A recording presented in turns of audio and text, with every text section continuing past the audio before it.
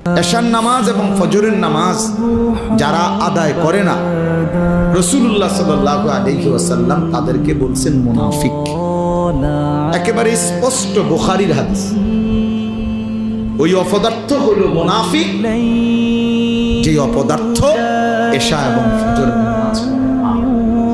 এই দৃষ্টিতে আপনাদের আমাদের অসংখ্য সন্তান, অসংখ্য মুসলমান যারা প্রতিনিয়ত ফজরের নামাজ পড়ে না, এদেরকে বলে রাখেন যে প্রত্যেকেই যেন ভোটার আইডি কার্ড, জন্ম নিবন্ধন সনদ এবং পাসপোর্ট যেখানে ধর্মের পাশে ইসলাম লিখছে এটা যেন চেঞ্জ করে, বরং এটা যেন শুধরাইয়া লিখে নেয় এফিডেভিট করে যে আসলে আমি মুসলমান নাই, মুনাফিক।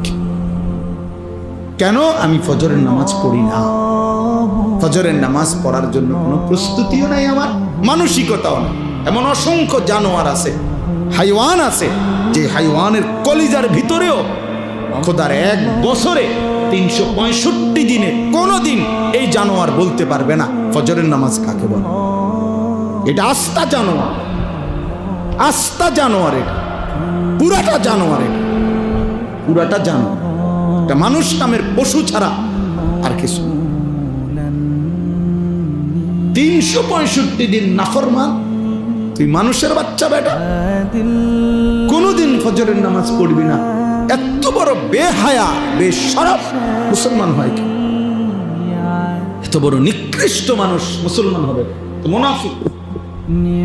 আল্লাহ রাসূল বলছে বেটা, নবী বলছে মুনাফিক, এটা আস্তা মুনাফিক।